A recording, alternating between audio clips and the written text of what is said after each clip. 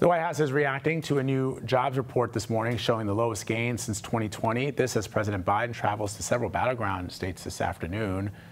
For many, that's become the one to watch. We're talking, of course, about Pennsylvania. CBS News White House reporter Willie James Inman is live from the White House this morning. So, Willie James, what is the White House saying about the jobs report?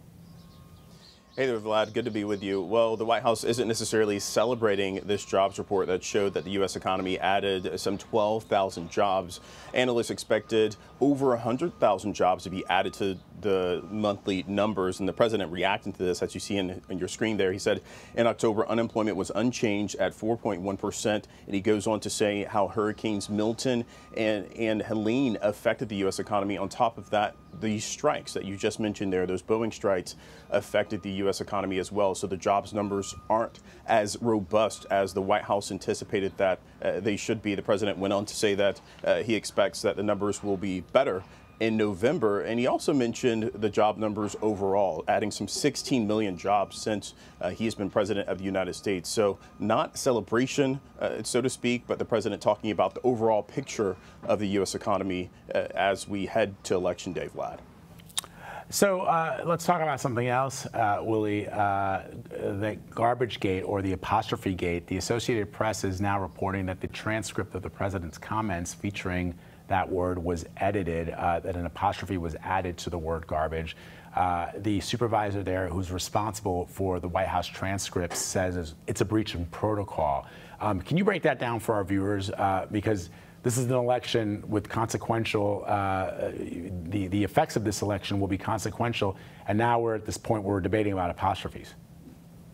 Yeah, that's right. The president used the word supporters. We heard the president on a video say that word, but the White House released a transcript saying that he was referring to supporters, meaning the possessive form, an apostrophe S. There's particularly one supporter of the president, the former president, I should note.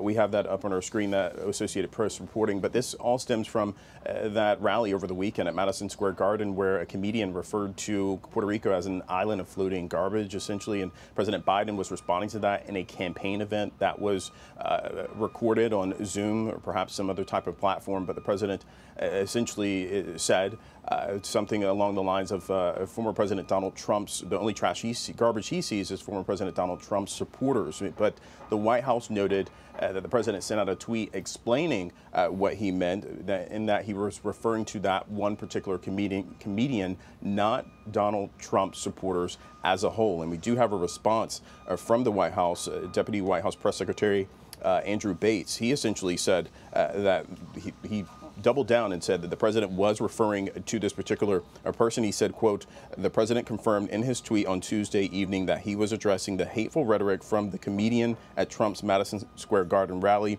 That was reflected in the transcript. So the White House not coming out and saying outright that they altered this word, but according to Associated Press reporting, that is what happened here. According to that reporting, that apostrophe was added. And I'll note for our viewers at home that this is a little bit of a process. You have the stenographers typically in the room during White House press briefings, and they record everything. And so it goes to a transcript, it goes to the National Archives. It's usually a process, but they're saying that that process wasn't followed, that the press office changed that word, added that apostrophe before they could make any type of edits, Vlad. All right, Willie James Inman, thank you. Appreciate it. And a reminder, stay with CBS News for all-day coverage on Election Day. We'll have live reports from our election headquarters in New York and from our team spread out across the country. And remember, special coverage starts at 4 p.m. Eastern right here on CBS News 24/7.